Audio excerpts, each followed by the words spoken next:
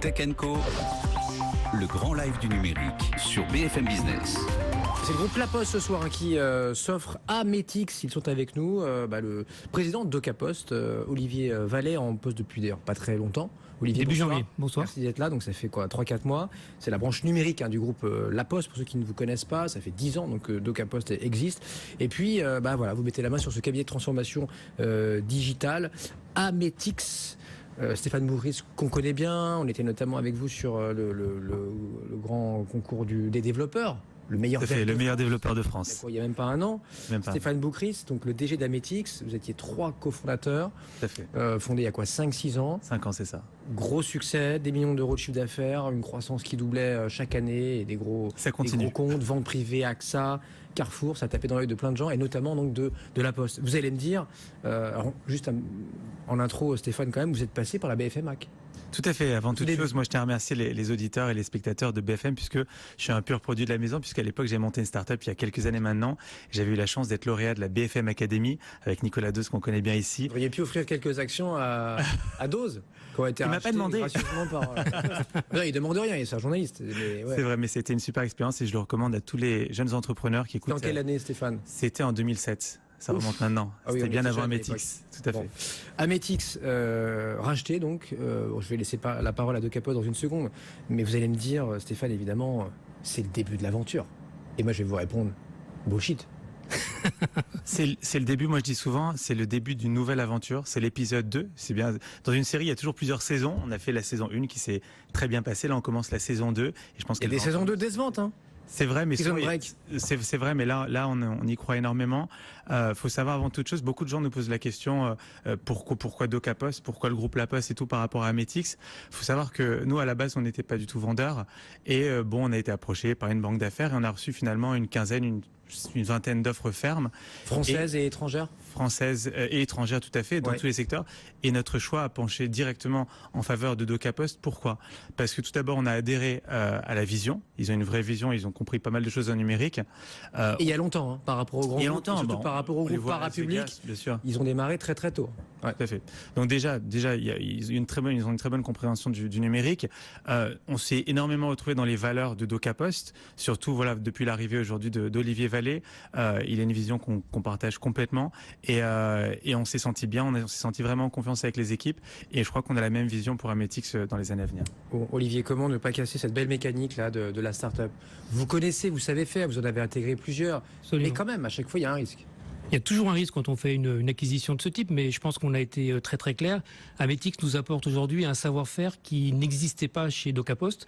Donc on est vraiment complémentaires puisque le savoir-faire de DocaPost, c'est vraiment sur la partie conseil autour de la transformation digitale. Je rappelle que DocaPost, son métier premier, c'est d'accompagner les entreprises et les administrations sur la transformation digitale. On a aujourd'hui 8 entreprises sur 10 du CAC 40 qui travaillent avec DocaPost. On a 20% de notre chiffre d'affaires dans le secteur public.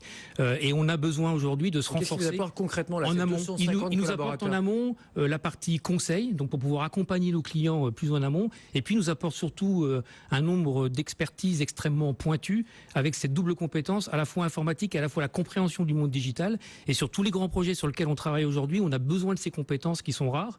Et plutôt que d'aller les chercher à l'extérieur, on s'est dit que c'était mieux plutôt d'avoir une société qui allait travailler avec nous. Et je pense qu'on partage en effet une vision commune. Et franchement, je pense qu'on a une superbe aventure devant nous pour écrire une page de l'histoire, et ils font 2 fois le chiffre d'affaires par an, donc avec DocaPost plus La Poste, je pense qu'on peut dire qu'on va faire nettement plus, même si je ne m'engagerai pas sur des chiffres. Et ils vont pas être restreints à votre périmètre, ils vont pouvoir continuer à peu près déjà le périmètre de DocaPost travaille aujourd'hui seulement 10% de son chiffre d'affaires est fait avec La Poste. Donc DocaPost aujourd'hui, notre marché, c'est l'extérieur. Donc c'est les grandes entreprises, c'est le secteur public.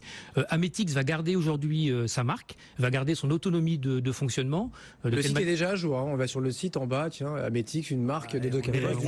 On est dans le digital, on n'y est pas, mais bravo. Donc voilà, ils vont garder leur autonomie, ils vont continuer à se développer. On tient absolument à ce que Ametix ne fasse pas plus de 20% de leur chiffre d'affaires avec La Poste, puisque leur légitimité, c'est de continuer à se développer sur le marché extérieur. Donc voilà, je pense qu'on a été très très clair. Et puis c'est comme tout mariage, il y a un moment donné, c'est une histoire d'amour, c'est des gens qui se rencontrent et qui ont envie de travailler ensemble pour pouvoir écrire une belle page. Tout à fait. C'est un vrai fit humain et ça c'est important. Oui, il se passe quelque chose. Évidemment, il y a une rencontre et puis comme vous le disiez, Stéphane, c'est souvent ça, c'est-à-dire qu'on ne pense pas être vendeur, et puis il y a des propositions, des banquiers d'affaires qui viennent nous proposer des choses, nous séduire, nous draguer, et puis parfois on résiste ou pas.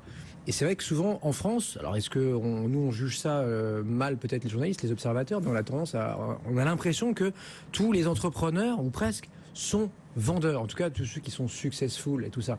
Mais pourquoi il y a ce plafond de verre? Pourquoi vous ne restez pas aux commandes 10 ans, 15 ans? Ils vont rester aux commandes. Alors nous, déjà, on reste aux commandes. C'est vrai qu'il y a beaucoup de startups qui se disent design for Google, c'est-à-dire qu'elles se créent pour être revendues à Google. Nous, c'était pas du tout l'état d'esprit à la base. On a créé Ametix, on l'a développé énormément. Et à un moment, on s'est rendu compte, on s'est dit voilà, quelles sont nos ambitions et comment on peut y arriver. Et à un moment, on peut pas forcément y arriver tout seul. En toute mais vous dites tout ça, et je pense que c'est très vrai. Je vous juge. Enfin, je veux dire, moi, je suis pas entrepreneur, hein, donc je vais pas, je sais pas faire. Donc, j'entends. Il y a quelques jours à votre place, il y a 8 jours, c'était Riyad Boulanoir du Compte Nickel qui m'a dit c'est pareil. À un moment donné, nous on cartonnait, on est à 500 000 clients, mais on sait qu'on va pas pouvoir exploser avec les moyens qu'on a aujourd'hui en France en 2017. Et donc le fait d'être racheté par BNP, première banque européenne, évidemment que ça va accélérer le business. Nous, Sébastien, si je peux juste me permettre, j'ai eu la chance de faire le marathon de Paris dimanche dernier, comme peut-être beaucoup de spectateurs. Il y a un proverbe qui dit quand on est marathonien, tout seul on va vite, ensemble on va loin. Et je pense que ça résume bien la situation, c'est-à-dire que tout seul on va très vite, on fait plein de trucs et tout. Mais si on voulait amener Ametix, là on veut l'amener vraiment dans 5 ans, dans 10 ans, pour nos collaborateurs, pour nos clients, pour ceux qui nous font confiance, c'est avec un groupe comme DocaPost que ça se fait, et c'est pas autrement, et on en est très content. Olivier, on a l'impression effectivement là que 2017 c'est vraiment l'année de la collaboration comme jamais entre la French Tech et les grands groupes. Alors ça passe par tout ce qu'on veut, incubateur, accélérateur, prise de participation minoritaire, majoritaire ou rachat, mais forcément, là, ça va être main dans la main. Absolument. Et moi, je trouve que c'est une excellente nouvelle, puisqu'on n'oppose plus aujourd'hui les startups et les grands groupes, et on s'aperçoit aujourd'hui qu'on a besoin de travailler ensemble pour pouvoir se développer. Et DocaPost, aujourd'hui, pour pouvoir continuer sa croissance, a besoin aujourd'hui de s'enrichir avec des startups comme Ametix. Et je pense pouvoir dire qu'Ametix, avec la croissance qu'ils vont avoir, ils ont aussi besoin de pouvoir s'adosser à un groupe solide qui va pouvoir aussi lui ouvrir son écosystème, ses clients, pour pouvoir accélérer la croissance. Donc, dans votre stratégie, quand est-ce que là, vous vous dites, tiens, celle-là, enfin, eux, là, cette équipe-là, on les aime bien, on les a dans le radar. La deuxième start-up, bon, eux, on va prendre un ticket, 5% pour voir. Et puis eux, non, il faut tout de suite qu'on mette la main sur eux à 100%. Comment ça se fait là? On établit nos stratégies d'acquisition en ligne avec nos axes de développement. Donc nous chez DocaPost, on est vraiment sur la transformation digitale. Donc l'acquisition d'Ametix nous paraissait assez évidente. Après, vous savez qu'on a fait d'autres acquisitions dans le passé chez DocaPost, plutôt autour de plateformes de services pour servir les collectivités locales, puisque là on est très présent sur les collectivités locales. Donc on essaye de faire des acquisitions ciblées par rapport à notre stratégie. Maintenant, il n'y a pas de recette, parce que pour qu'une acquisition fonctionne, il faut que les gens aient envie de travailler ensemble. On est dans le métier du service, donc s'il n'y a pas un projet commun, et au-delà des 3 dirigeants qui sont franchement passionnants, et moi je suis ravi de pouvoir travailler avec eux, il faut aussi que l'ensemble des collaborateurs d'Ametix et des collaborateurs de DocaPost soient en mesure de pouvoir travailler ensemble. Donc, en 12-18 mois, vous en avez racheté combien des startups, même si vous n'étiez pas forcément à la tête de... DocaPost a racheté aujourd'hui 5 sociétés dernièrement, oui. Dont Ametix, qui est donc la 5e. Et je pense pouvoir dire... C'est pas la plus grosse. On est sur quel chiffre? On est pas très loin. Ouais. Le chiffre d'affaires de Ametix l'année dernière, c'est 14 millions d'euros de chiffre d'affaires.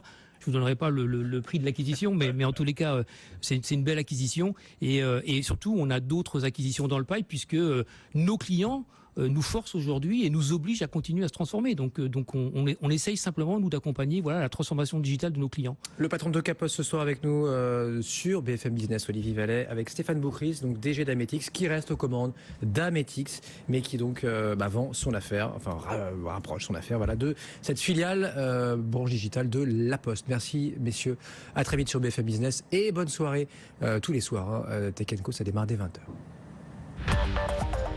Tech & Co,